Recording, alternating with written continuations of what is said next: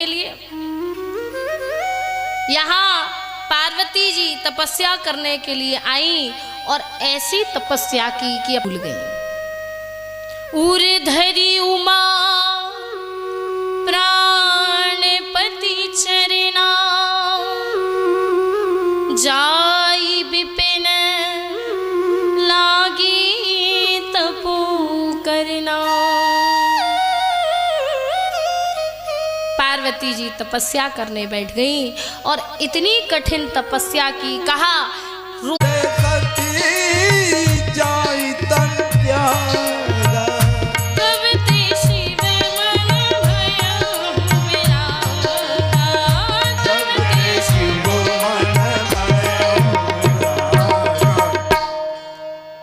बाबा दर्शन करा रहे हैं कि जब ते सती जाई तनु त्यागा। जब से शिवजी ने, जब से सती जी ने अपनी देह को त्याग किया है, तब से शिव जी का मन ऐसा वैरागी हुआ। महाराज भोले बाबा क्या कर रहे हैं? कहा जब कोई अच्छा श्रोता मिल जाता है ना, तो भोले बाबा उससे कथा कहने लगते हैं। कोई अच्छा सुनने वाला हो, हरि का प्रेमी हो, तो भोले बाबा उसको कथा सुनाने लगते हैं। कहीं कोई अच्छा वक्ता मिल जाता है, कोई अच्छा कथा कह रहा है, तो भोले बाबा बैठ करके उसकी कथा सुनने लगते हैं। और जब वक्ता और श्रोता दोनों की अनुपस्थिति हो जाती है, तो उस समय भोले बाबा श्री राम जी के गुणों का, श्री राम जी के चरित्र का चिंतन मनन करने लगते हैं। हमारे जीवन में भी यही होना चाहिए। कोई अच्छा वक्ता मिल गया है तो उससे कथा को सुन लिया जाए, और कोई अच्छा भगवान का प्रेमी है, सत्संग को सुनने वाला है, सत्संग कहने वाला है, तो उससे कथा कही जाए, कथा सुनी जाए, दोनों प्रकार का कार्य हो। लेकिन यदि जब दोनों की अनुपस्थिति हो जाए तो फिर क्या करो? ता खाली मत बैठो। भोले बाबा बतला रहे हैं, क्या कह रहे हैं? कह रहे हैं कि जब दोनों की अनुपस्थिति हो जाए, जब जीवन में आप खाली बैठे हो, तो उस समय आप उस कथा का अध्ययन, चिंतन, मनन सब करने लगो। जिनके घर में रामचरित, आपके हर हिंदू के घर में रामचरितमानस, भगवत गीता होनी ही चाहिए। और जो नहीं है, कड़वी बात है, लेकिन कहूँ तो वो सच्चा हिंदू नहीं है, सनातनी नहीं है। क्योंकि हम राम जी को मानते हैं, हम कृष्ण को मानते हैं, तो हमारे घर में रामचरितमानस और भगवत गीता होनी ही चाहिए। और होना क्या, आपको प्रत्येक दिन नहीं कर पा रहे तो हफ्ते में एक दिन, हफ्ते में एक दिन नहीं तो 15 दिन में एक दिन, नहीं तो महीने भर में एक दिन तो पढ़ना ही पढ़ना है। हाँ, क्योंकि सत्संग है, भगवान की कथा है। रोजाना ज्यादा नहीं तो एक दोहा पढ़ो। एक दोहा के अंतर्गत 8 से 10 चौपाइयाँ होती हैं, तो प्रेम सहित उन चौपाइयों को पढ़ करके उनका अर्थ पढ़ो। आप पढ़ो, आपके बच्चे पढ़ने लगेंगे। लगाओ ना, आपने तिलक लगाया, वो भी आकर के तिलक लगा लेगा। आप भगवत गीता पढ़ोगे, आपका बच्चा भी धीरे धीरे पढ़ने लगेगा। देखो, ये नहीं कहते बच्चे को बिल्कुल ही जोगी बना लो, बाबा जी बना लो ना, लेकिन कम से कम भगवत गीता सुना करके, भगवत गीता पढ़ा करके, संस्कारों को दे करके आप अपने बच्चों को एक अच्छा इंसान तो बना ही सकते हो। और अच्छा इंसान कौन? कहा जिसके अंदर सरलता, सहजता, विनम्रता, उदारता, सारे प्रकार के गुण हो, वो एक अच्छा इंसान है। और ये सब गुण आएंगे कहाँ से? कहा यही सत्संग से, यही भजन से, यही कथा से। इसलिए पढ़ो। रख करके 2 अगरबत्ती लगाने से, पूजन अर्चन करने से कुछ नहीं होगा। उसे खोलो, पढ़ो, तभी जीवन में कुछ मिलेगा। क्योंकि रामचरितमानस ऐसा ग्रंथ है, कहा गया संसार में ऐसी कोई भी समस्या नहीं बनाई गई जिसका हल रामचरितमानस में ना हो। सारी समस्याओं का हल इस रामचरितमानस में है, इसलिए इसे पढ़ो, जानो। भोले बाबा क्या करते हैं, बड़े भाव के साथ श्री राममय जीवन है। कहा, कई लोग कहते हैं ना भोले बाबा विभिन्न प्रकार के नशे करते हैं, कहीं भांग पीते हैं, कहीं गांजा पीते हैं। लोगों ने तो ये मानसिकता बना ली है। ध्यान देना, भोले बाबा ने जीवन में कोई भी चीज एक बार ली और उसके अंदर जाओ आप, यदि उसके चीज को समझने का प्रयास करो कि भोले बाबा ने भांग क्यों ली, क्या कारण था। हम सिर्फ ऊपर का देखते हैं कि भोले बाबा ने भांग ली तो तब से शुरू हो गया, हर शिवरात्रि में लोग भांग पीने लगे। लेकिन उसके अंदर जाओ, उसके भाव को समझो कि भोले बाबा ने क्यों ली, क्या कारण था। कहा, जब समुद्र मंथन से हलाहल विष निकला ना, तो उस हलाहल विष को भोले बाबा ने अपने कंठ में धारण कर लिया, जिससे कंठ नीला पड़ गया, नीलकंठ महादेव कहलाए। यही भोले बाबा जब उस विष को पिए तो हलाहल विष की जो तपन थी, जो गर्मी थी, उसके कारण भोले बाबा व्याकुल हो रहे थे। क्या किया जाए। कहा, इसलिए भोले बाबा ने एक बार जीवन में भांग ली, क्योंकि भांग में क्या होता है, ठंडाई, ठंडी होती है, इसलिए भोले बाबा ने भांग ले ली। तब से शुरू हो गया महाराज, हर शिवरात्रि पे नहीं तो होली पे चालू हो गया। लेकिन अब जैसे कई लोग गांजा पीते, कहा इसमें क्या है, भोले बाबा तो पीते थे, हम भी पी रहे हैं, भगवान से तुलना कर रहे। बताइए, भगवान से यदि तुलना ही करनी है तो भगवान ने जो कार्य किए, कितने अच्छे अच्छे कार्य किए, हमें जो संदेश किया, उसकी तुलना करो। बुराइयों की तो हम खूब तुलना करने लगे।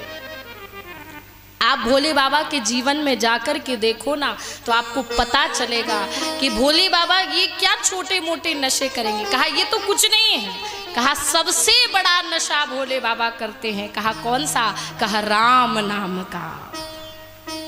जीवन में राम नाम का नशा भोले बाबा ने किया है।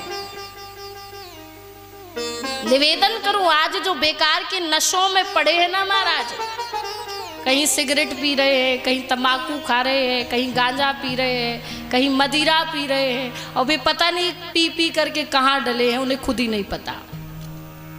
अच्छा, एक बात बताओ, ये सब करने से फायदा क्या है। एक भी फायदा हो तो मुझे बता दो। फायदा है कोई? हाँ जी कि ना जी? कोई फायदा नहीं है। फायदा सिर्फ सरकार को है, आपको कोई फायदा नहीं है।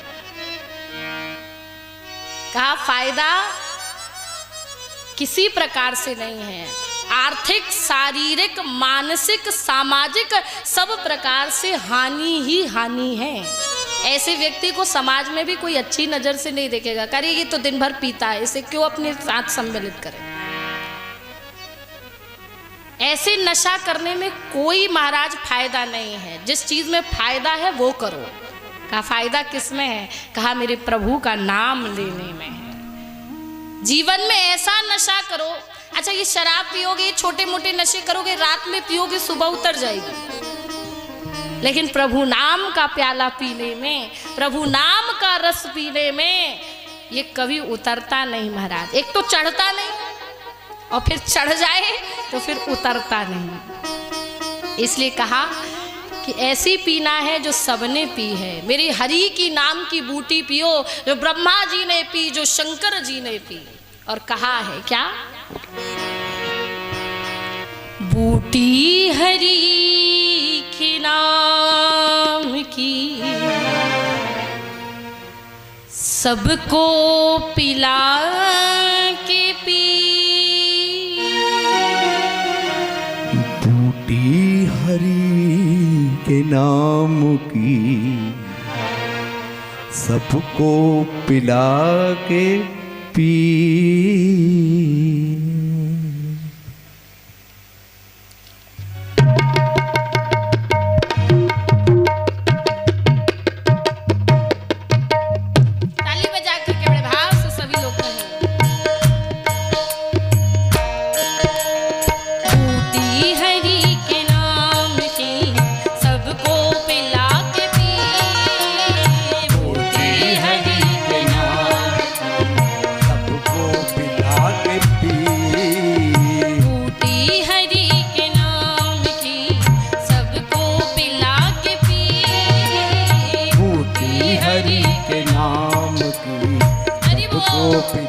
के पी। बूटी हरि के नाम की सबको पिला के पी। बूटी हरि के नाम सभी कहिए ताली बजा के। सबको पिला के पी। बूटी हरि के नाम की सबको पिला के पी। बूटी हरि के नाम की सबको पिला के पी। और कहा क्या? पीने की तमन्ना है तो पीने की तमन्ना है तो खुद को भुला के पी। पीने की तमन्ना है तो खुद को भुला के पी। पीने की तमन्ना है तो खुद को भुला के पी। पीने की तमन्ना है तो खुद को भुला के पी। बूटी हरि के नाम की सबको पिला के पी। बूटी हरि के नाम की सबको ताली पिला बजा के के पी। कहिए हरि बोल।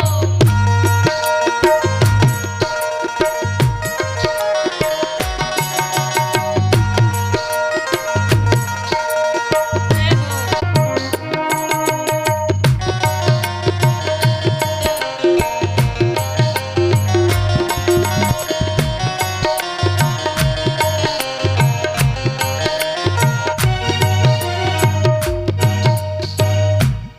और कहा क्या? किस किस ने पी और कैसे पी? कहा है ब्रह्मा ने चारों वेदों की पुस्तक बना के पी। ब्रह्मा ने चारों वेदों की पुस्तक बना के पी। ब्रह्मा ने चारों वेदों की पुस्तक बना के पी। ब्रह्मा ने चारों वेदों की पुस्तक बना के पी।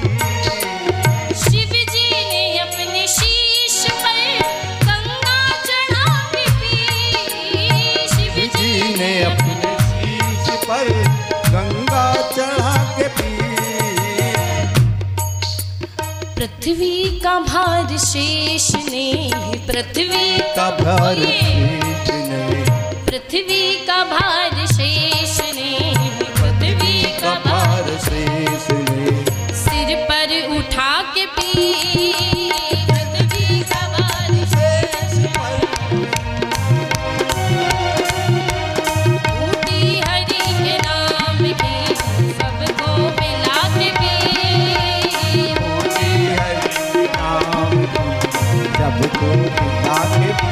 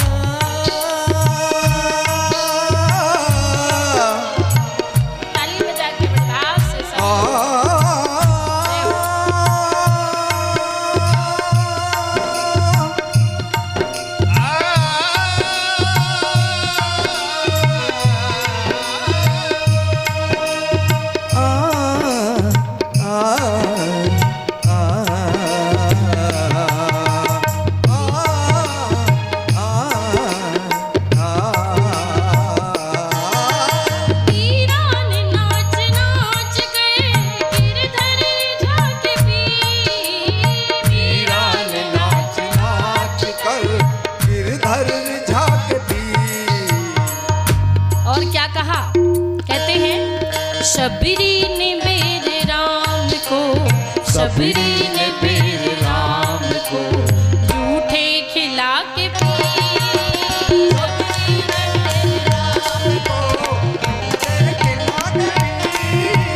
शबरी ने मेरे राम को झूठे खिला के पी।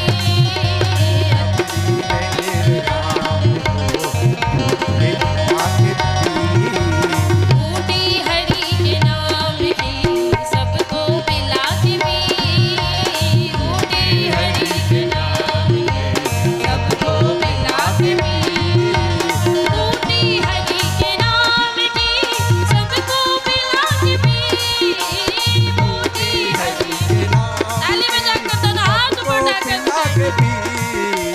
बूटी हरि के नाम की सबको पिला के पी। बूटी हरि के नाम की सबको पिला के पी।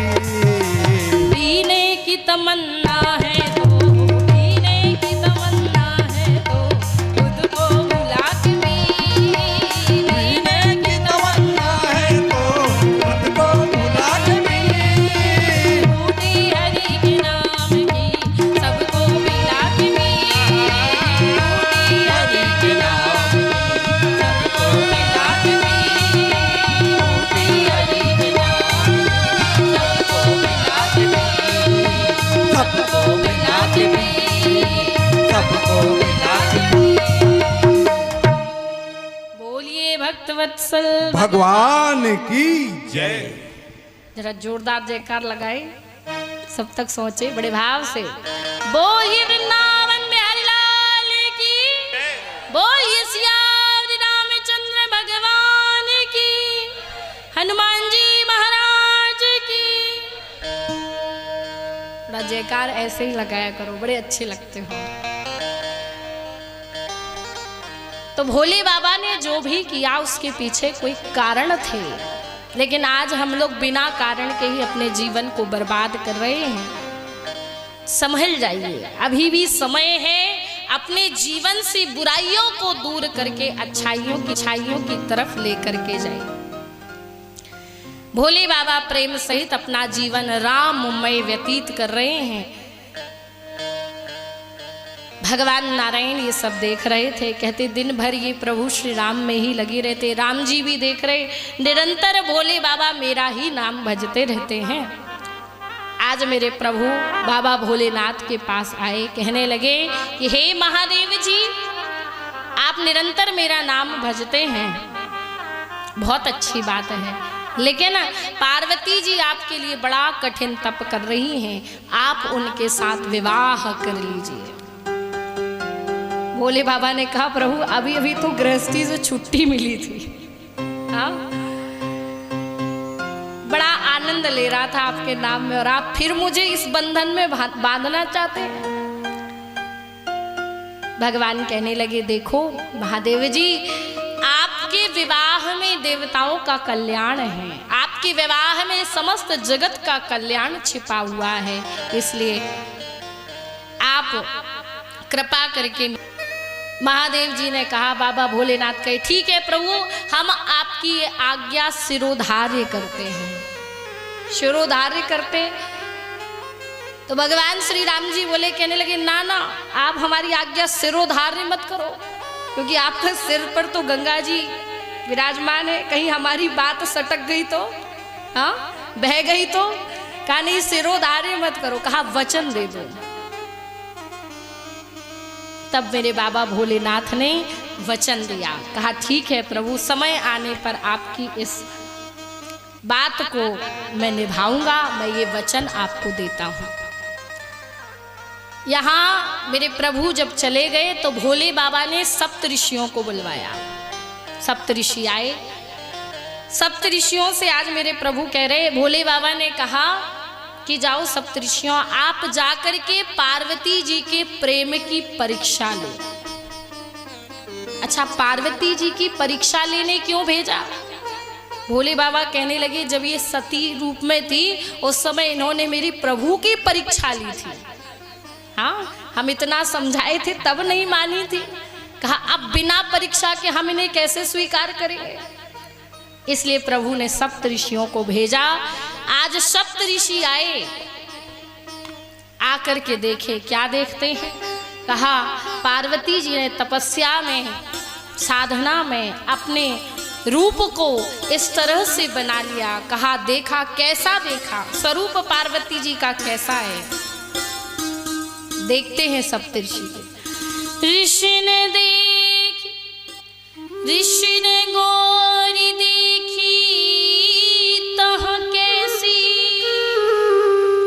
मूर्तिमंत तपस्या जैसी।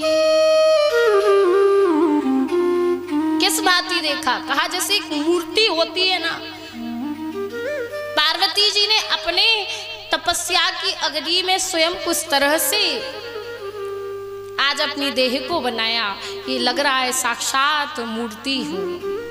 सप्त ऋषि आए, कहने लगे हे पार्वती जी, हे शैलपुत्री, आप यहाँ पर इस तरह से इतना कठिन तप क्यों कर रही हैं? किस लिए तप कर रही हैं? पार्वती जी ने कहा हे सप्त ऋषियों, इसे आप लोग मेरा अविवेक ही समझोगे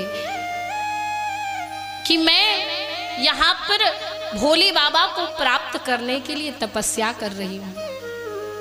सप्त ऋषियों ने कहा रे, भोले बाबा को प्राप्त करने के लिए तपस्या? किसने आपसे कहा कि भोले बाबा को प्राप्त करने के लिए तपस्या करो? पार्वती जी ने कहा मुझे मेरे गुरु नारद जी ने उपदेश किया है। कहा यदि मैं भोले बाबा के लिए तपस्या करूंगी ना तो भोले बाबा मुझे प्राप्त हो जाएंगे। सप्त ऋषियों ने कहा, देखो परीक्षा लेने के लिए ये बात कह रहे हैं। सप्त ऋषियों ने कहा कि पार्वती जी आप तो नारद जी के वचनों में आ गई। नारद जी के वचनों पर आकर के आज तक किसी का घर नहीं बसा, बल्कि नारद जी जहां पहुंच जाए वहां पे झगड़ा कराने लगते हैं। इसलिए आप नारद जी के वचनों को छोड़ दीजिए। अरे किन के वचनों पर विश्वास किया? आज मानस में बाबा दर्शन कराए। सप्त ऋषि कहते हैं ते के वचन मानी विश्व के वचन भूनत कुंवारी। क्या कहा? पार्वती जी कहने लगी आप एक दो जन्म का नहीं, जन्म कोटि, मेरा तो करोड़ों जन्मों तक यही हट रहेगा कि भोलेनाथ ही मुझे पति रूप में प्राप्त हो, अन्यथा मैं किसी और से विवाह नहीं करूंगी। सप्तऋषि रिश्ता लेकर के आए थे, कहने लगे थे कि बैकुंठ के जो प्रभु नारायण हैं बड़े सुंदर वर हैं, हम उनका आपका विवाह उनसे करा देते हैं, छोड़ दीजिए भोले बाबा को।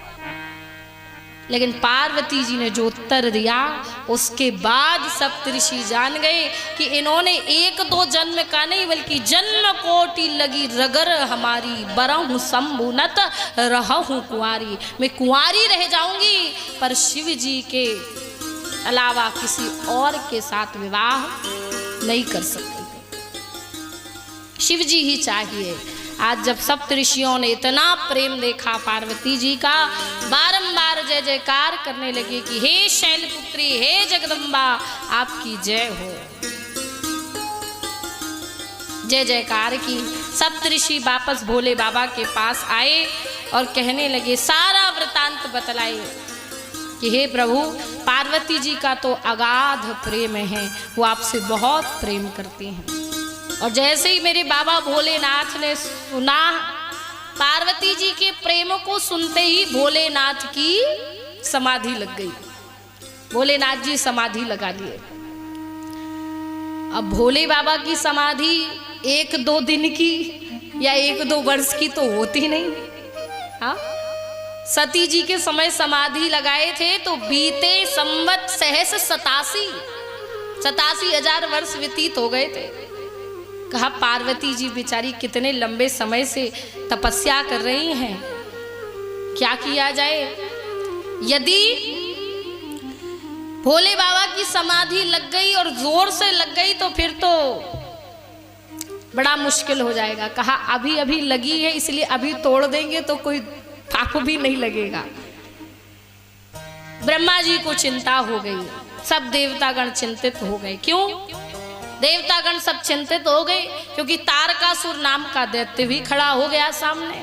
और इस तारकासुर को तो वरदान था कि भोले बाबा का पुत्र ही इस तारकासुर का अंत कर सकता है। देवतागण चिंतित हो गए।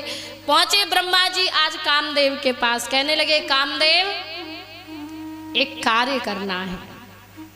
कामदेव ने कहा कहो ब्रह्मा जी क्या कार्य है? तब आज ब्रह्मा जी कहने लगे कि कामदेव तुम्हें भोले बाबा की समाधि को भंग करना है। कामदेव ने कहा महाराज कितना मुश्किल काम बता रहे हो, भोले बाबा का तीसरा नेत्र खुल गया तो हम जल करके भस्म हो जाएंगे।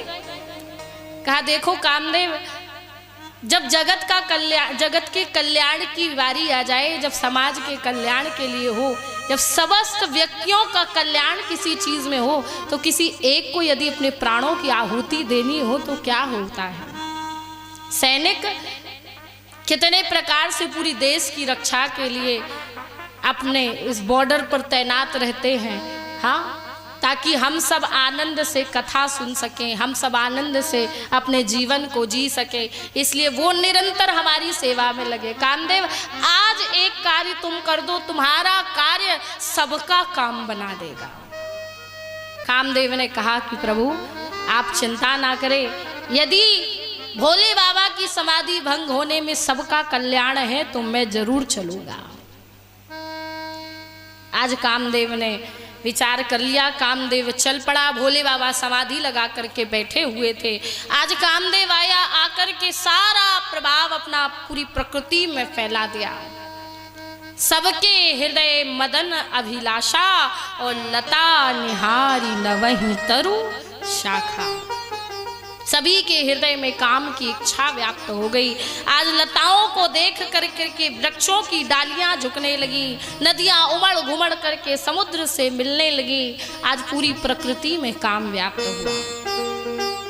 बाबा दर्शन कराए कि पशु पक्षी नभ जल थल चारी और भये काम बस समय विसारी।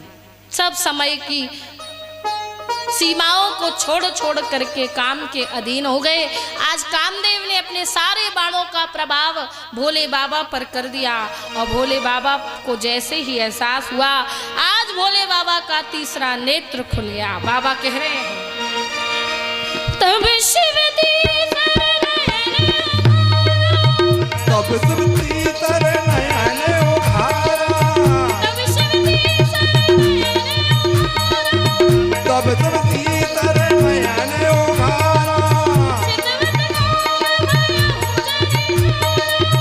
चितवत काम भयउ जरी छारा,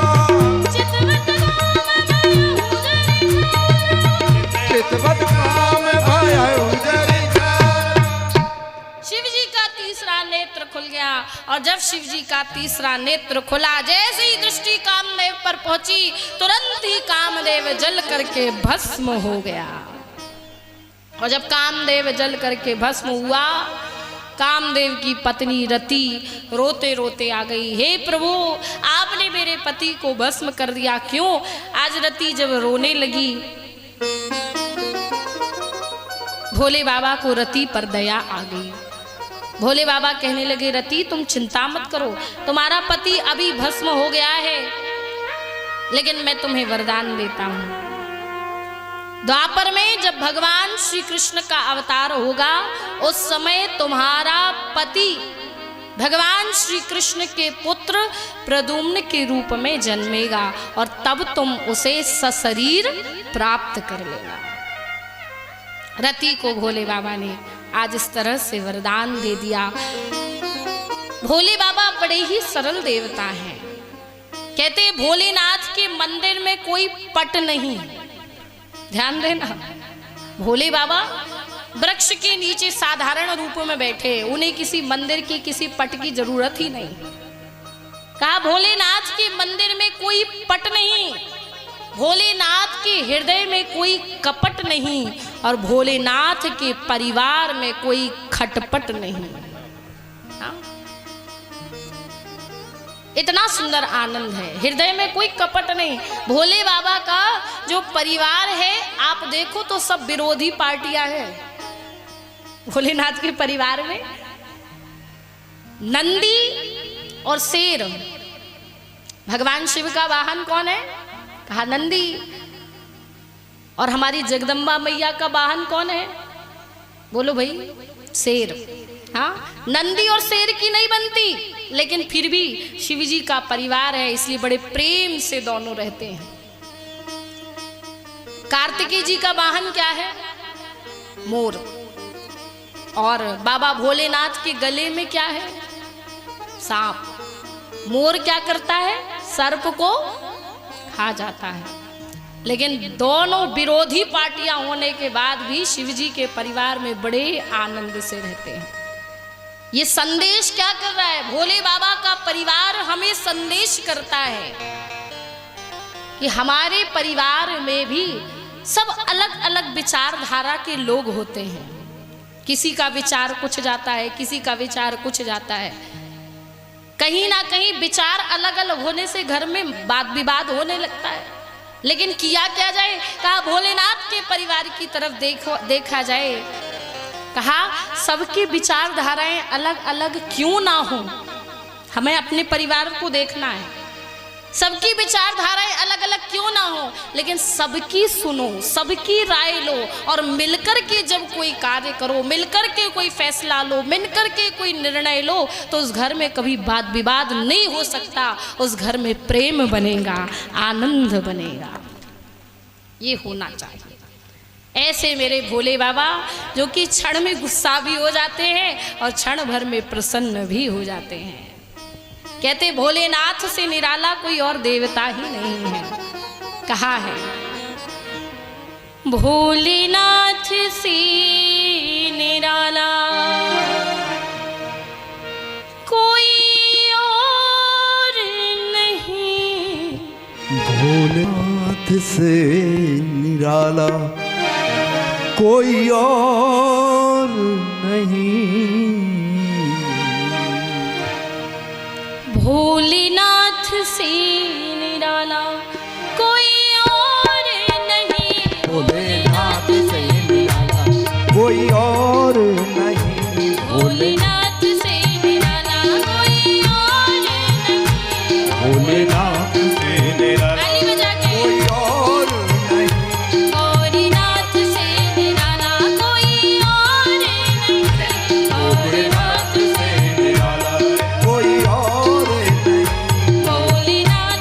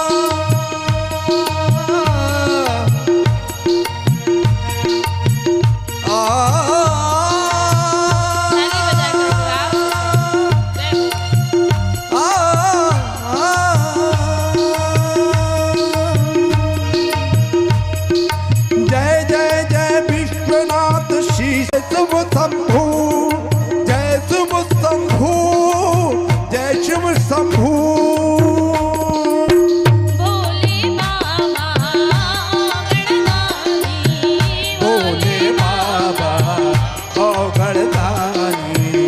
इनकी महिमा सब जग जानी, इनकी महिमा सब जग जानी। इनकी महिमा सब जग जानी, इनकी महिमा सब जग जानी। भक्ति गंगा पाने वाला और नहीं, भोलेनाथ से निराला कोई और नहीं। भोलेनाथ से निराला ताली बजा के बड़ा से, भोलेनाथ से निराला कोई और नहीं, भोलेनाथ से निराला, कोई और नहीं। भोलेनाथ से निराला, गौरीनाथ से निराला, भोलेनाथ से निराला। बोलिए बाबा भोलेनाथ नाथ की ऐसे भोले बाबा क्योंकि सब भक्तों पर कृपा करते हैं। आज मेरे प्रभु ने रति को भी वरदान दिया कि रति तुम चिंता मत करो, तुम्हारा पति तुम्हें सशरीर मिलेगा, पर द्वापर युग में भगवान श्री कृष्ण का अवतार होगा तब। यहाँ खुल गई। अब ब्रह्मा जी देवतागण सब देख रहे हैं, इंद्र देख रहा है कि भोले बाबा की समाधि तो खुल गई। ब्रह्मा जी ने इंद्र से कहा चलो इंद्र, अब भोले बाबा की समाधि खुल गई, बात करते हैं। इंद्र ने कहा प्रभु क्या कह रहे हो, अभी अभी ये कामदेव को भस्म किया है, ऐसा ना हो कि भोले बाबा कुछ ज्यादा क्रोध में आ गए तो हमें भी भस्म कर देंगे, इसलिए हम तो पीछे हैं, आप आगे हो जाइए, हम सब देवतागण पीछे पीछे चलते हैं, आपका साथ देंगे। कहा ठीक है। आज ब्रह्मा जी आगे आगे पहुंचे, सब देवतागण ब्रह्मा जी के पीछे पीछे। ब्रह्मा जी पहुंचे, भोले बाबा ने देखा ब्रह्मा जी आए हैं, आओ आओ ब्रह्मा जी, आओ देवतागणों सब पधारो। भोले बाबा सोचने लगे ये सब देवतागण क्यों आए हैं। ब्रह्मा जी ने आज देखा, भोले बाबा को प्रणाम किया। भोले बाबा ने कहा ब्रह्मा जी आपके आने का क्या कारण, सारे देवतागण साथ साथ आ रहे हैं। आज ब्रह्मा जी देखो पहले डायरेक्ट नहीं कह रहे हैं, इनडायरेक्ट कह रहे हैं। पहले सोचा कि बड़ी लंबी बात करनी है और कहीं गुस्सा हो गए तो इसलिए पहले इनडायरेक्ट कहा। कहने लगे प्रभु क्या है ना, स्वर्ग में बहुत समय हो गया किसी के विवाह के दर्शन नहीं किए। हाँ बड़ा समय व्यतीत हो गया, स्वर्ग में किसी का विवाह ही नहीं हुआ। मेरे भोले बाबा तो सब समझ गए, जान गए कि ये सब किस लिए आए हैं। और धीरे से भोले बाबा अब ये भी जान गए कि ये सब तारकासुर की मार खा के आ रहे हैं मेरे पास, सोच रहे विवाह कर ले तो इनका सब काम बन जाए। प्रभु श्री आज मेरे भोले बाबा ने देखा, कहा ब्रह्मा जी सही सही कहिए किस लिए आए हो। ब्रह्मा जी हिम्मत करके कह दिए कि हे भोले बाबा हम सभी चाहते हैं कि आप सभी पार्वती जी के साथ आप विवाह कर लीजिए। पार्वती जी आपको प्राप्त करने के लिए बड़ा कठिन तप कर रही हैं। भोले बाबा ने आज ब्रह्मा जी की बात सुनी और भोले बाबा प्रभु श्री राम जी को दिया हुआ वचन भी याद किए कि मैंने भगवान से कहा था कि मैं विवाह कर लूंगा। तो आज ब्रह्मा जी से कह दिया कि ठीक है आप लोग जैसा उचित समझे, हम विवाह के लिए तैयार हैं। भोले बाबा ने आज जैसे ही आज्ञा प्रदान की, सब देवतागण बड़े प्रसन्न हो गए, जय जयकार करने लगे। बोलिए बाबा भोलेनाथ की जय। जय जयकार करने लगे महाराज। आज सब देवतागण सोचे कि चलो जल्दी से, अब भोले बाबा ने विवाह की आज्ञा दे दी है तो जल्दी से जल्दी विवाह का मुहूर्त निकलवाने का प्रयास किया जाएगा। आज ब्रह्मा जी देवतागण सब साथ साथ थे। ब्रह्मा जी ने सप्तऋषियों को बुलवाया, सप्तऋषि आए, कहा कि जाओ हिमाचल राजा के यहाँ, वहां से लग्न पत्रिका तैयार करवा करके ले आओ। आज समस्त सप्तऋषि आज पहुंचे, कहा हिमाचल राजा के यहाँ। हिमाचल राजा अपनी पुत्री पार्वती को घर पर महल में वापस ले आए। यहाँ लग्न पत्रिका, बड़ी सुंदर लग्न पत्रिका तैयार की गई। शुभ मुहूर्त, शुभ घड़ी, शुभ नक्षत्र तय हुआ और भोले बाबा का विवाह का समय निकल आया। गण थे, सब सोचने लगे सब बाराती हैं तो हमें भी सज धज करके चलना है। आज सब अपने अपने धाम गए और क्या करने लगे, कहा सबसे पहले अपने अपने वाहनों को सजाने की तैयारी करने लगे। बाबा मानस में दर्शन कराए, लगी सवारन सकल सुर वाहन विविध विमान, हो ही सगुन मंगल सुभद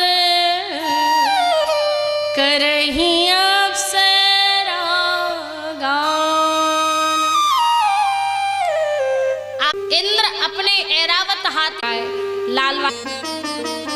यहाँ यमराज तो अपने काले भैंसे को इस तरह से घिसराए, आज तो इसको गोरई करके लेकर जाऊंगा। हाँ, भोले बाबा की बारात में सब अपनी ढेरों तैयारी में लग गए। अब यहाँ भोले बाबा के गण और भोले बाबा बिल्कुल चुपचाप बैठे। गण सोचने लगे, चुपचाप बैठे तो भोले बाबा ने कहा क्यों गणों तुम चुपचाप क्यों बैठे हो? गणों ने कहा प्रभु ये बाराती तो सब चले गए सजने धजने के लिए, लेकिन जिसका विवाह है, जो दूल्हा है, उसकी किसी को कोई चिंता ही नहीं। कहा प्रभु सब चले गए अपने अपने धाम, सज रहे धज रहे, अपने वाहनों को सजा रहे, पर आपको कौन सजाए? अरे जिसके घर में विवाह होता है उसे बहुत चिंता होती है। प्रभु एक बात बताइए, आपको कोई चिंता नहीं हो रही है?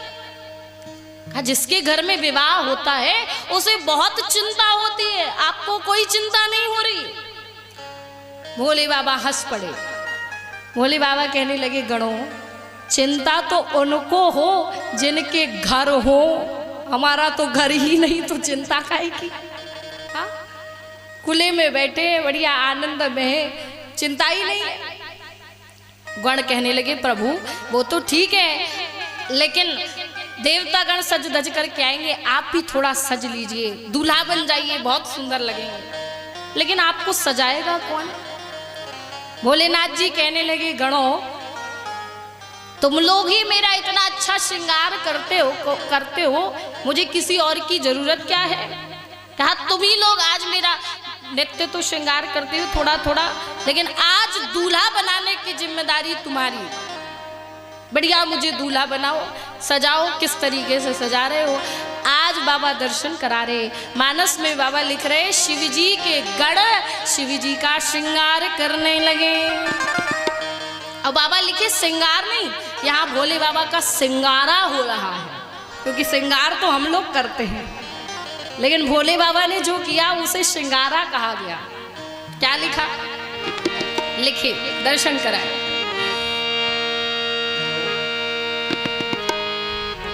शिव ही शंभु गण करहि श्रृंगारा, शिव ही शंभु गण करहि, ताली बजा के, शिव ही शंभु गण करहि श्रृंगारा, शिव ही शंभु गण करहि श्रृंगारा, जटा मुकुटे अहि मोरु सवारा, जटा मुकुटे अहि मोरु सवारा।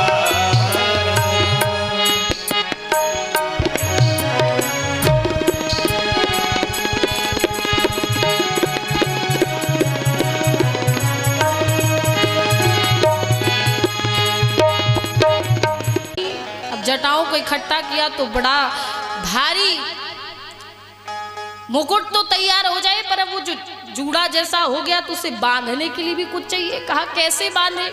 अब उस समय कोई रबर बैंड वाला सिस्टम तो था नहीं। कहा क्या किया जाए? कहा एक सर्प लिया और उसे ही रबर बैंड की भांति कस दिया। इतना सुंदर जटाओं का ही आज उन गणों ने मुकुट बना दिया।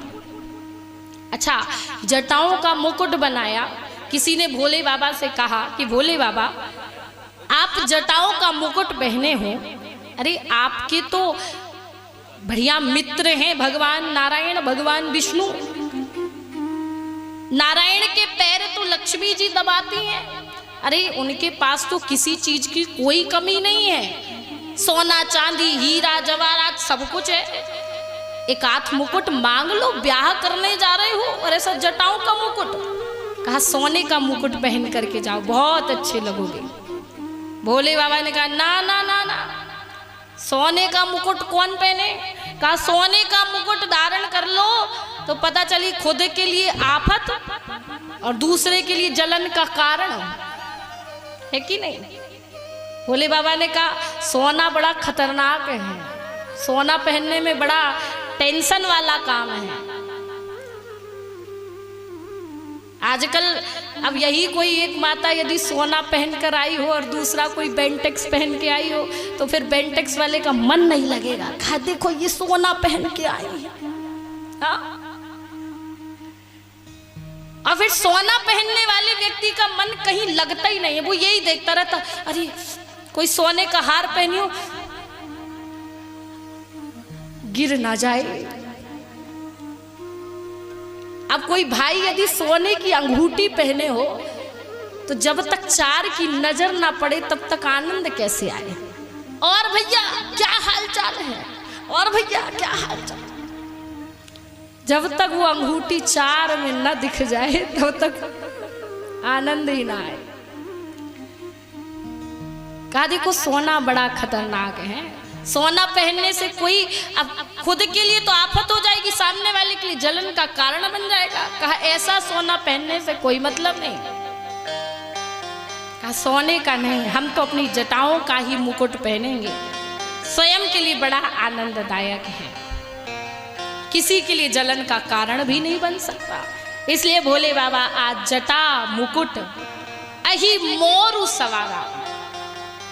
अब भोले बाबा मोरू पहने, आप महाराष्ट्र में जाते होंगे तो यहाँ भी मोरू पहना जाता है, बड़ा सुंदर फूलों का या लड़ियों का फूलों का बड़ा सुंदर मोरू बनाया जाता है। अब भोले बाबा के लिए, भोले बाबा का विवाह इसलिए गणों ने सोचा कि थोड़ा हट कर के मोरू बनाया जाए, इसलिए आज गणों ने एक अच्छा सा बढ़िया सुंदर सा सांप में छोटे छोटे पतले पतले सुंदर सुंदर सांप जिनका मुख ऊपर और पूंछ नीचे, ऐसे सुंदर सुंदर वो पतले पतले सुंदर सुंदर सांपों को लड़ियों की भांति आज बांध दिया और फिर वही सर्प लेकर के भोले बाबा के माथे पर लगा दिया। बड़ा सुंदर मोरू तैयार किया गया।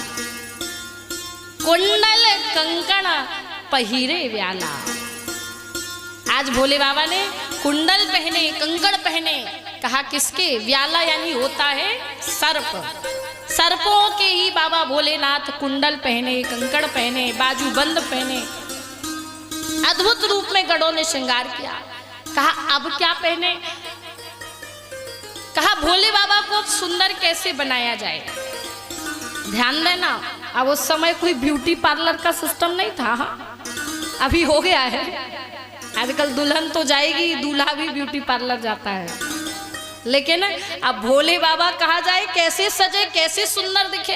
अब दूल्हे को सुंदर बनाने के लिए 2 दिन पहले ही हल्दी लगाई जाती है, अरे भाई सुंदर दिखना चाहिए।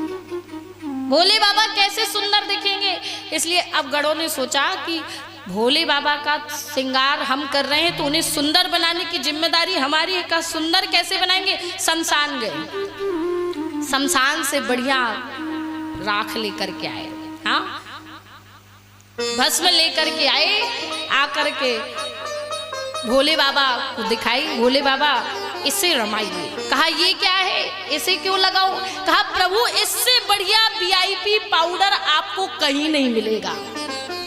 कहा ये सबसे बढ़िया वीआईपी पाउडर है, इसमें किसी प्रकार की कोई मिलावट नहीं है, सब में मिलावट होने लगी, मिलावट नहीं, इसे लगाइए बहुत सुंदर लगेंगे। आज भोले बाबा ने वो राख ली, भस्म ली और पूरे शरीर पर तन विभूति, आज पूरे शरीर पर भोले बाबा ने वही भस्म रमाई। अच्छा, ये भस्म रमाने का एक अर्थ बाबा भोलेनाथ ये भी बतलाते हैं कि देखो मनुष्य कितना भी सुंदर हो, गोरा हो, काला हो, कैसा भी हो, लेकिन एक ना एक दिन जब वो ये संसार छोड़ता है, जब उसके शरीर से प्राण निकल जाते हैं, तो फिर उसे मुट्ठी भर राख ही होना पड़ता है। और जब उस मुर्दे को 4 लोग लेकर के जाते हैं तो क्या बोलते हैं? राम नाम सत्य है। क्या बोलते हैं? राम नाम सत्य है। राम नाम सत्य है, ये बात बिल्कुल सही है। हम लोग कथाओं में सब जगह यही सुनने मिलता है कि भैया सब झूठा है, केवल राम का ही नाम सत्य है, इसलिए राम का नाम लेना चाहिए। लेकिन राम नाम सत्य है, ये बात यदि किसी विवाह महोत्सव में बोल दी जाए फिर तो दांत टूटना तय। क्यों रे मंगल के समय में अमंगल बोल रहा? चुप। राम नाम सत्य, ये बात सही है, लेकिन फिर भी इस बात को कहाँ कहना चाहिए, किस बात को कहाँ कहना चाहिए, इस बात का भी एक समय है, एक स्थान है कि कहाँ कौन सी बात कहे। अगर किसी मंगल के समय में बोल दिया तो फिर तो दांत टूटे। कहा भोले बाबा कह रहे हैं कि ये जो राख है ना, 4 लोग लेकर के जाते, राम नाम सत्य, राम नाम सत्य। भले ही जीवन में न लिया हो राम नाम, लेकिन वो मुर्दा, वो शव जो व्यक्ति चला गया अपने प्राणों को समाप्त करके, वो तो चला गया, लेकिन उसने न जाने कितने लोगों के मुख से राम नाम निकलवा दिया, वास्तविकता पहन लिया। और क्या पहना? दर्शन करा रहे हैं।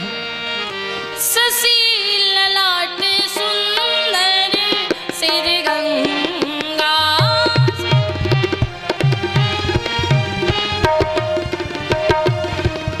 ससी ललाट सुंदर सिर गंगा, ससी ललाट सुंदर सिर गंगा, नैन तीने उपवीत भुजंगा, नयन तीने उपवीत भुजंगा, गरल कंठ नर सिर माला, गरल कंठ और नर सिर माला, गरल कंठ नर सिर माला, गरल कंठ और नर सिर माला, शिव भेष शिव धाम कृपाला, शिव भेष शिव धाम कृपाला, शिव भेष शिव धाम कृपाला। असिब में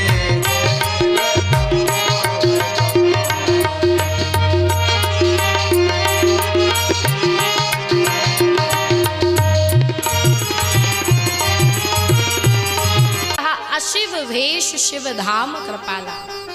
शिव जी का ये वेश एक प्रकार से देखा जाए तो अमंगल होकर के भी बड़ा मंगलकारी है। अशिव भेष शिव धाम कृपाला। भगवान बाबा भोलेनाथ के एक हाथ में डमरू है, एक हाथ में त्रिशूल है। डमरू आनंद का प्रतीक है। भोले बाबा ब्याह करने जा रहे हैं, हमें बतला रहे हैं जीवन में ब्याह करने जाओ पर आनंद से गृहस्थी बनाओ। ध्यान देना, आनंद होना जरूरी है। ब्याह कर लिया, पता चला पति पत्नी में बड़ी खटपट मची है, थोड़ी बहुत तो नोक झोंक ठीक है, लेकिन प्रेम सहित आनंद बनना चाहिए। घर में सामंजस्य कैसे बैठना चाहिए, ये पति पत्नी में निर्भर करता है। पति पत्नी पर एक पति का नाम था, उसके पति का नाम था ठनठन पाल। क्या नाम था? ठनठन पाल। वो बेचारा पति बड़ा परेशान, जहां से निकले वहीं से लोग कहने लगते और भाई ठनठन पाल क्या हाल चाल है। अब उसका तो ठीक है, उसकी तो आधा जीवन चला गया नाम सुनते, लेकिन उसकी पत्नी को बड़ी आपत्ति। पत्नी जहां से निकले 4 लोग पूछने लगे, औरतें पूछने लगे और भाई ठनठन पाल की पत्नी क्या चल रहा है तुम्हारा, क्या हाल चाल है। अब महाराज दिन भर जिस गली से जाए, कहीं भी जाए, विवाह में जाए, किसी दार के यहाँ जाए, बस सब ठनठन पाल की पत्नी, ठनठन पाल की पत्नी यही बोलते थे। अब उसे कुछ सूझे ही ना। एक दिन वो अपने पति से कहने लगी, सुनो तुम अपना नाम बदल लो। अपने पति से बोली कि सुनो तुम ना अपना नाम बदल लो, ये ठन ठन पाल सुनते सुनते ना बहुत परेशान हो गई हूँ। पति ने कहा देखो सारा जीवन तो व्यतीत हो ही गया है, थोड़ी 2-4 वर्ष की जिंदगी बची है, न जाने अब वैसे भी किसी के श्वास की कोई गारंटी नहीं कब समाप्त हो जाए। अब तो जो रख गया सो रख गया, चलने दो, क्या आपत्ति है। कहा तुम्हें आपत्ति नहीं है पर मुझे आपत्ति है। कहा तुम्हारा तो चल जाएगा पर मैं जहां से निकलती हूँ मुझे सब कहते ठन ठन पाल की पत्नी जा रही, ठन ठन पाल की पत्नी। कहा तुम एक काम करो अपना नाम बदल लो। पति कहने लगा नहीं बदल सकते, अब जो हो गया सो हो गया। पत्नी ने अपना सामान पैक किया और मायके के लिए रवाना हो गई। कहा ठीक है तुम नहीं बदल रहे, हम घर छोड़ के चले। सामान उठाया और चलती बनी। अब मार्ग में चली जा रही थी कि उसे एक कन्या दिखाई दी, एक लड़की दिखाई दी। वो बच्ची क्या कर रही थी? कहा लकड़ी बीन रही थी। वो बालिका लकड़ी बीन रही थी। उस पत्नी ने कहा कि क्यों बेटा तुम यहां लकड़ी बीन रही हो इस तरह से, क्या नाम है तुम्हारा? तो वो बालिका कहने लगी मेरा नाम लक्ष्मी है। बालिका क्या कहने लगी? मेरा नाम लक्ष्मी है। उसने सोचा बताओ लक्ष्मी होकर के लकड़ी बीन रही है। धीरे से आगे बढ़ी, आगे बढ़ी। मार्ग में उसे क्या दिखाई पड़ा? कहा एक व्यक्ति जो था ना वो भूसा ढो रहा था। भूसा ढोने निकला। कहा देखो इतना व्यक्ति ये इतना सारा भूसा ढो रहा। तो वो व्यक्ति कहने लगा मेरा नाम धनपाल है। क्या नाम है? कहा धनपाल। कहा बताओ धनपाल हैं और भूसा ढो रहे हैं। कहा चलो ठीक है। धीरे से फिर आगे बढ़ी, आगे बढ़ी तो कुछ लोग एक मुर्दे को लेकर के जा रहे थे। कह रहे थे राम नाम सत्य है, राम नाम सत्य है। बड़ा अच्छा व्यक्ति था, चला गया चला गया। तो उस महिला ने कहा एक बात बताओ ये जो चल बसे हैं इनका क्या नाम था? कहा इनका नाम अमर सिंह था। क्या नाम था? कहा अमर सिंह। इतना ही सुना और फिर वापस अपने घर अपने पति के यहाँ लौट आई, अपने पति के पास आ गई। पति ने कहा क्यों तुम तो गई थी मायके, फिर वापस क्यों आ गई? कहा मैं जान गई हूं। कहा क्या जान गई? कहा लकड़ी बीने लक्ष्मी। क्या जान गई? कहने लगी कि लकड़ी बीने लक्ष्मी, भूसा ढोए धनपाल, अमर सिंह तो चल बसे धन रे ठन ठन पाल। अब वो समझ गई कि चलो जो है ठीक है, सामंजस्य तो हम ही को बनाना है, इसलिए वापस घर लौट आई। कहने लगी ठीक है तुम्हारा जैसा नाम है वही रहने दो। छोटी छोटी बातों में भी घर में आनंद बना रहे। किसी भी तरीके से यदि लड़ाई झगड़ा भी हो जाए तो 10 मिनट 15 मिनट बाद छोड़ दो, हटाओ और प्रेम सहित आनंद से जीवन को चलाओ। आज भोले बाबा का बड़ा सुंदर श्रृंगार हुआ। अद्भुत रूप में मेरे भोले बाबा सजे, इतने सजे आज देवता गण अपने अपने धाम से बड़े सुंदर रूप में चले आ रहे हैं। ब्रह्मा जी आज हंस पर चले आ रहे, गरुड़ भगवान विष्णु अपने वाहन गरुड़ पर चले आ रहे हैं, इंद्र ऐरावत हाथी पर चला आ रहा है। सब आनंदित होकर के चले आ रहे। पर जैसे ही आज समस्त देवता गणों के अद्भुत दिव्य स्वरूप को देखा और एक तरफ भोले बाबा को देखा तो यहाँ पर मानस में बाबा लिख दिए। क्या लिखे?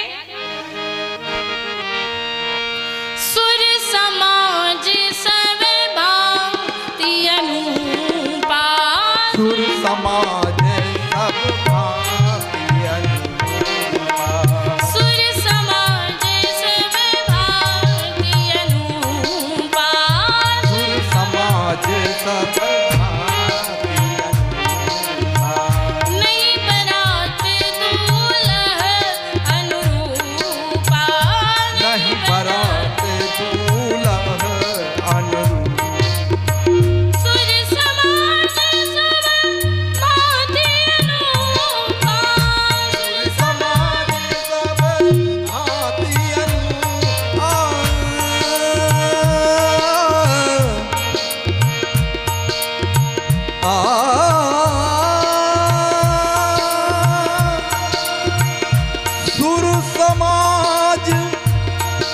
सब भांति अनूपा।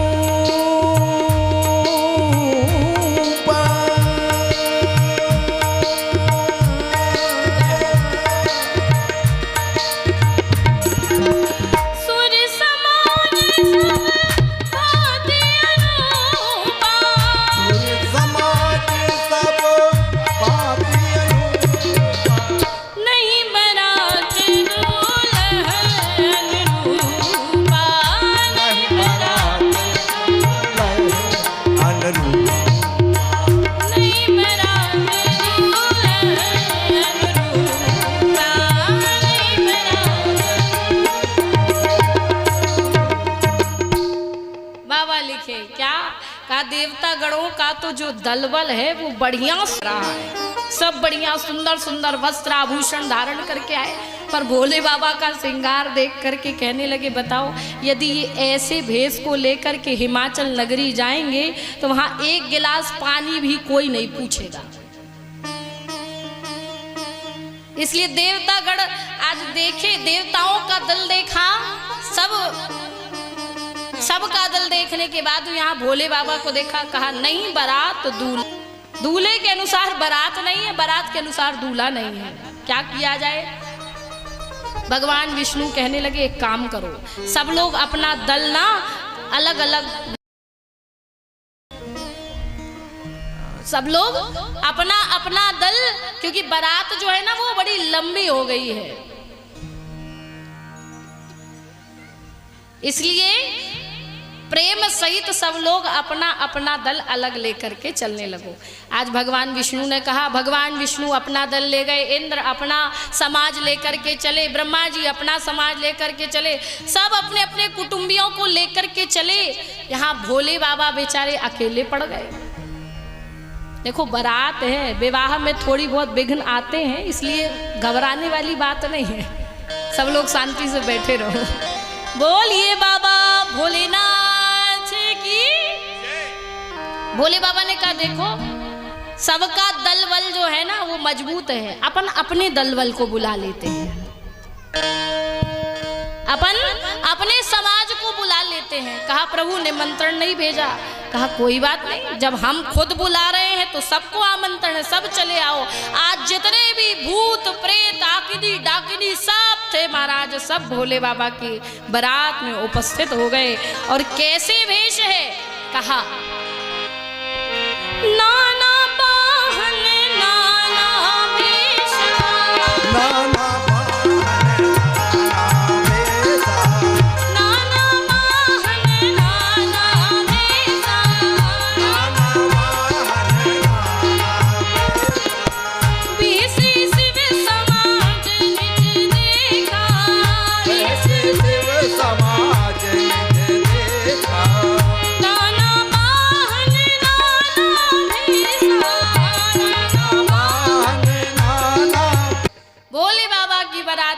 जितने भूत प्रेत आकिनी डाकिनी सब थे महाराज, सब उपस्थित हुए, सबके अद्भुत भेष हैं, नाना वाहन नाना भेषा।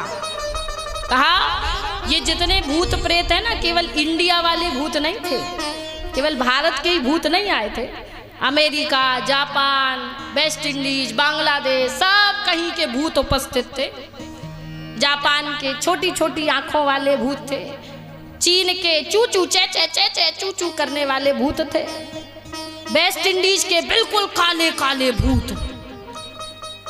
भगवान शिव ने कहा देखो एक काम करो, वेस्ट इंडीज वाले भूतों तुम ना एकदम हंसते रहा करो। वेस्ट इंडीज के भूतों ने कहा क्यों भाई, हम हंसते क्यों रहे प्रभु आप बताइए। भगवान ने कहा देखो जब तुम लोग हंसते हो ना, तुम लोग के दांत दिखते हैं तब लगता है कि कोई खड़ा है, नहीं तो लगता काला काला अंधकार मचा है। अब महाराज ऐसे ऐसे भूत उपस्थित हुए। कहा ये भूत कैसे हैं, बाबा लिखे को मुखहीन विपुल मुख का, को मुखहीन बिनु पद करे को बहुपद बाहु, बिनु पद करे को बहुपद बाहु, विपुल नयन को नयन विहीना, विपुल नयन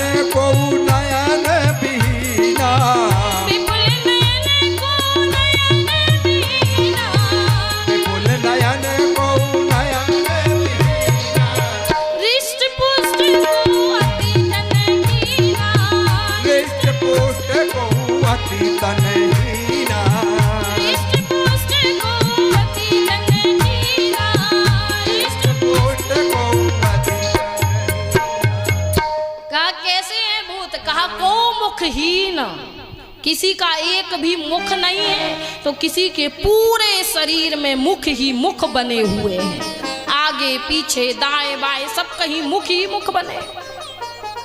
अच्छा, परेशानी भूत को नहीं है, परेशानी हिमाचल नगरी में जो परसने वाले हैं उनको होने वाली है। वो सोचेंगे हम पत्तल किस तरफ रखें, आगे रखें, पीछे रखें, दाएं रखें कि बाएं रखें, कौन सी जगह रखें, क्योंकि इसके तो पूरे शरीर में मुख ही मुख बने, कहां से खाएगा ये? बड़ी समस्या। को मुखहीन विपुल मुख काहू, किसी के एक भी मुख नहीं, किसी के पूरे शरीर में मुख ही मुख बने हुए हैं। बिनु पद कर को बहुपद बाहू, किसी के एक भी हाथ पैर नहीं तो किसी के पूरे शरीर में हाथ पैर बने हुए हैं। विपुल नयन, किसी की एक भी आंख नहीं है तो किसी के पूरे शरीर में आंख ही आंख बनी हुई। कोई बहुत मोटा ताजा है, कोई बिल्कुल ही दुबला पतला हड्डी जैसा है। ऐसे ऐसे भूत सब शरीर में रक्त लपेटे हुए, विचित्र विचित्र भयंकर आवाज करते हुए, नर कपालों की माला पहने हुए, आज इस तरह से आवाज करते हुए भोले बाबा की बारात में सब सम्मिलित हो गए। अच्छा, किसी के मुख गधे जैसे, किसी के मुख सियार जैसे। कहा खरस्वान सुअर श्रकाल मुख गण भेष अगणित को गणे। अच्छा, कुत्ता बिल्ली सियार ये सब एक साथ आवाज करेंगे तो हो कितना सुर सुनाई देगा। हाँ? अब हमारे भारत में ही, मध्य प्रदेश, अपने भारत में ही कितने प्रकार की बोलियां बोली जाती हैं। हाँ, सब प्रकार की, कितनी प्रकार की बोलियां हैं, अब भाषाएं, लेकिन बाबा लिखे कि सबके भेष अगणित हैं, गिना नहीं जा सकता। और सब एक साथ भयंकर आवाज करते हुए भोले बाबा की बारात में सम्मिलित हुए। और भोले बाबा की बारात चल पड़ी कहाँ? हिमाचल नगरी की ओर। आए हम भी चले हिमाचल नगरी में, भोले बाबा की बारात में सम्मिलित होते हुए सभी लोग बड़े भाव के साथ कहेंगे,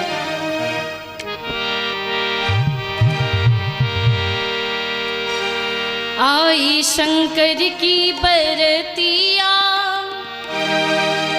हिमाचल नगरी।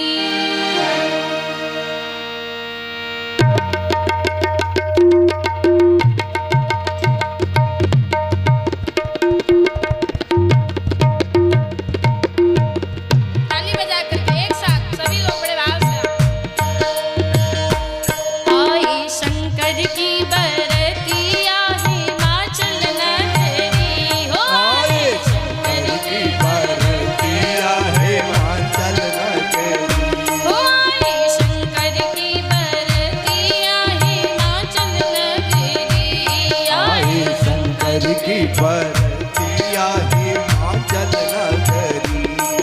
हिमाचल नगरी, हाँ हिमाचल नगरी, हिमाचल नगरी, सभी बोलिए हिमाचल नगरी, हिमाचल नगरी, हाँ हिमाचल नगरी, हिमाचल नगरी, हाँ हिमाचल नगरी।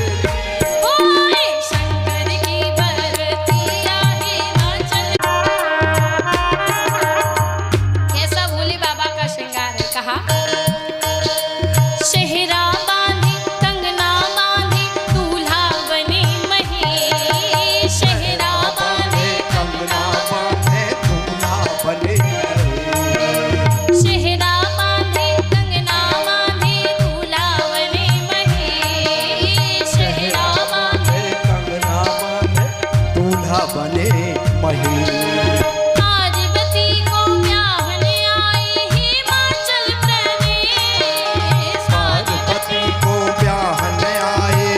हिमाचल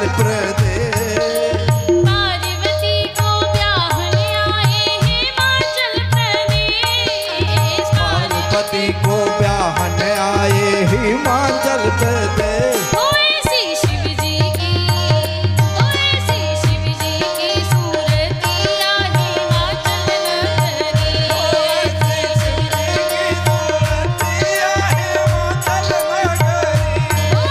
शंकर की बरतिया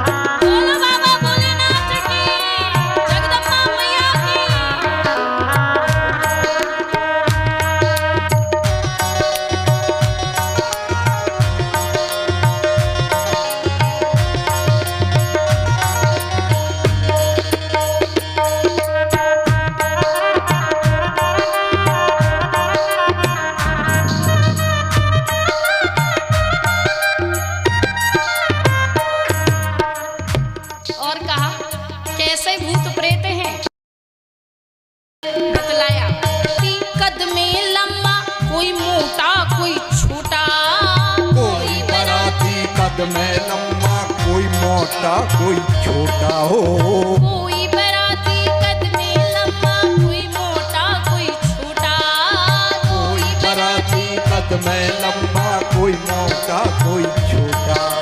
किसी के दो मुँह चार भुजाएं,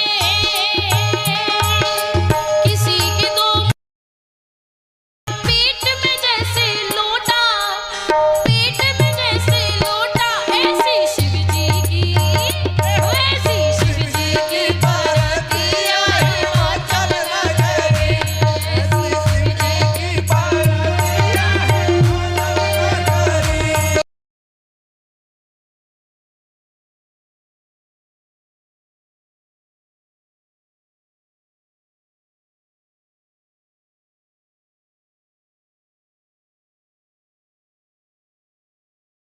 हिमाचल नगरी,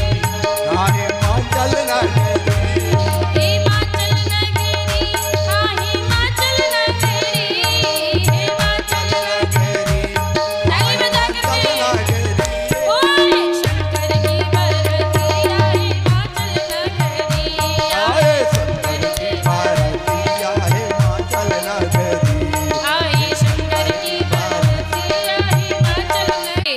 और बिडरी जब सुपा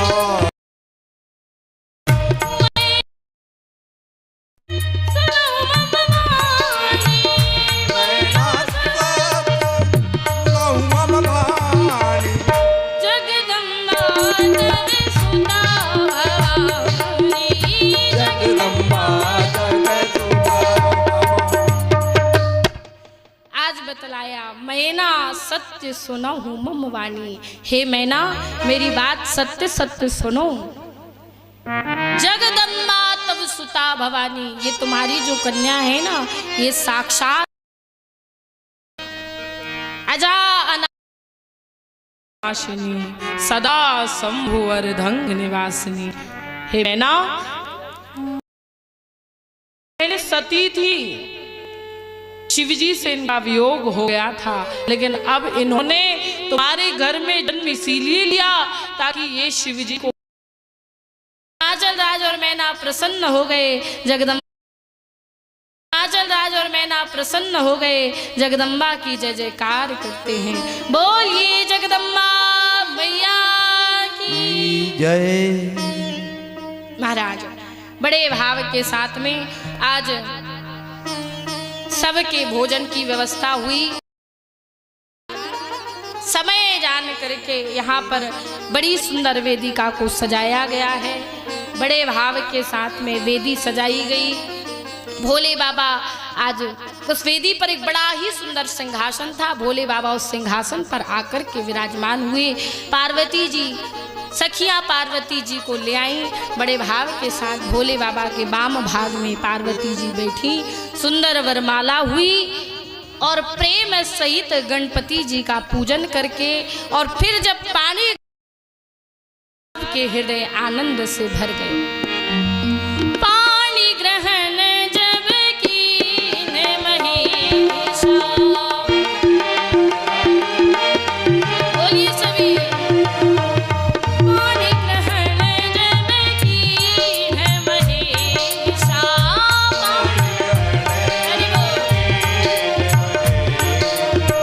किए हर सीतम सकल सुरेशा,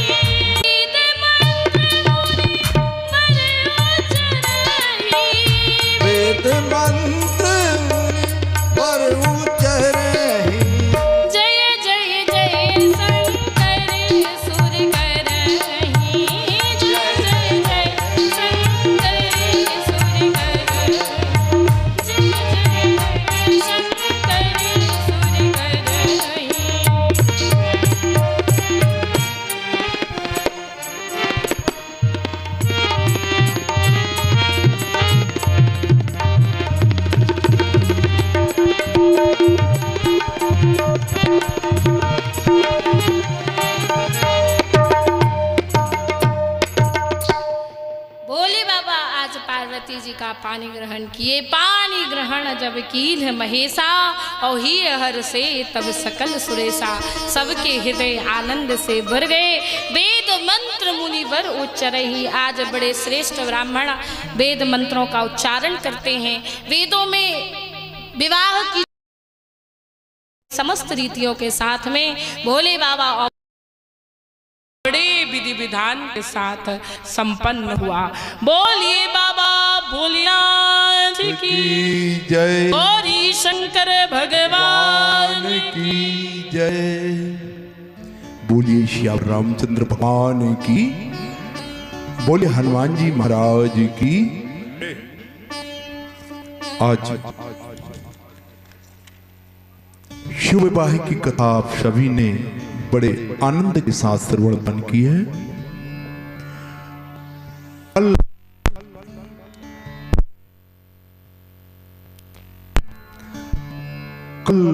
पंचम दिवस की कथा में हम प्रवेश करेंगे। अब जब शिव जी का विवाह हो गया तो तारकासुर भी मारा जाता है। तत्पश्चात शिव जी से माता पार्वती कहती हैं, मुझे वही कथा का श्रवण पान करा दीजिए प्रभु, जिस कथा को मैंने सती रूप में नहीं सुन पाई थी। तब शिव जी पार्वती जी को कथा, और कथा अब कहां से प्रारंभ होगी?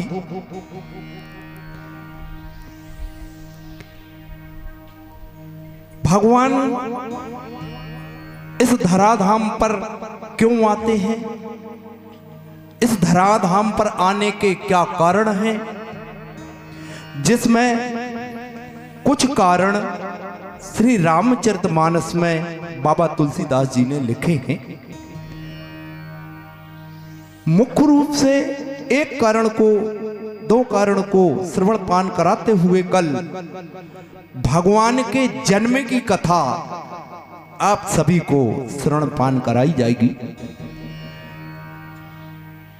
परमपिता परमेश्वर का कल अवतार मर्यादा पुरुषोत्तम श्री राम के रूप में अयोध्या में दशरथ जी के यहां पर होना है। सभी भक्त इस आनंद उत्सव में सम्मिलित होने निश्चित समय जो रखा गया है कथा का, वो दोपहर 2 बजे से लेकर के 5 बजे तक सभी भक्त इसी समय को ध्यान रखते हुए पधारें। और दूर दूर प्रांतों में भी जो हमारी इस कथा को श्रवण पान कर रहे हैं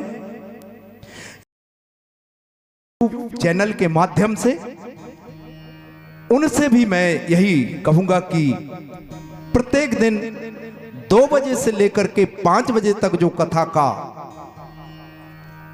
रसास्वादन श्रवण पान हमें पूज्या किशोरी साक्षी दीदी जी द्वारा जो श्रवण पान कराया जाता है, उसको निश्चित रूप से 2 बजे से 5 बजे तक जरूर करें। एक बार जयकारा बोलेंगे, फिर हम आगे की ओर बढ़ेंगे। बोले हनुमान जी महाराज की, बोलिए सियावर रामचंद्र भगवान की जय। भोले बाबा और पार्वती जी का विवाह बड़े विधि विधान के साथ संपन्न हुआ। अब आइए आज की पावन कथा को हम यहीं पर भगवान श्री सीताराम जी के दिव्य चरणारविंद में, श्री हनुमान जी महाराज के चरणारविंद में प्रेम सहित विश्राम देंगे।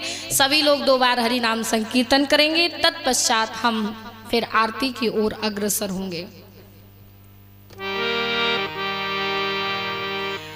हरि राम राम राम सीताराम राम राम, हरे राम राम राम सीताराम राम राम, हरि राम राम सीताराम सीता राम राम राम राजा राम राम राम। सीता राम राम राम राजा राम राम राम। सीता राम राम राम राजा राम राम राम। हरे रामा राम राम राम। सीता राम राम राम। हरे राम राम राम सीता राम राम राम। सीता राम राम राम। सीता राम राम राम। बोलिए सियावर रामचंद्र भगवान की जय। हमारे यजमान जी आ गए, आज आरती करेंगे।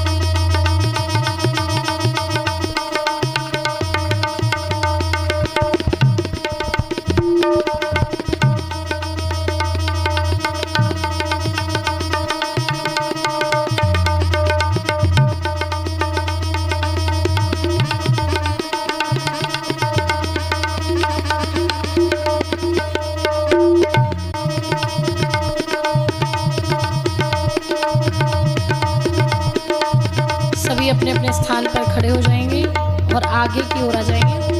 बड़े भाव से मंगलमय आरती का दर्शन करें।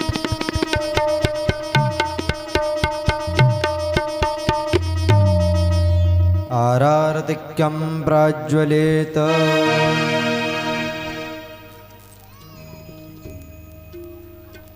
ओम तले ज्वाला ज्वाला पर्वतमस्तके त्रैलोक्यव्यापिनी ज्वाला दीप ज्वाला नमोस्तुते।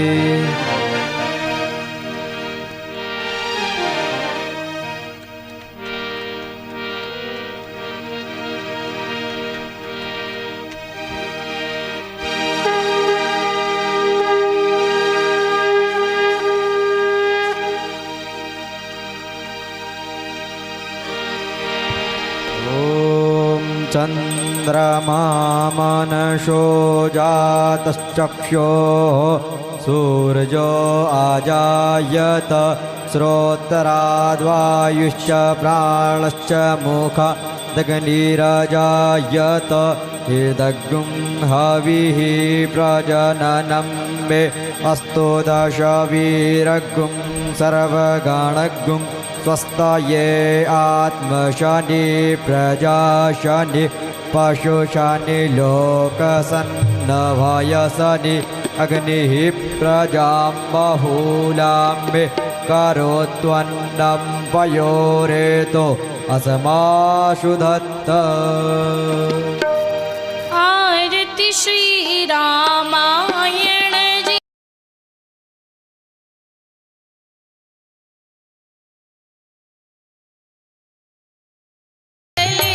ललित सिया पीकी कीरति ललित ललित सिया पीकी।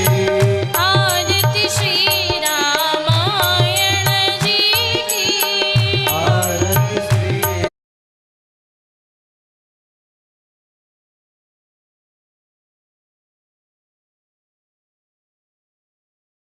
की।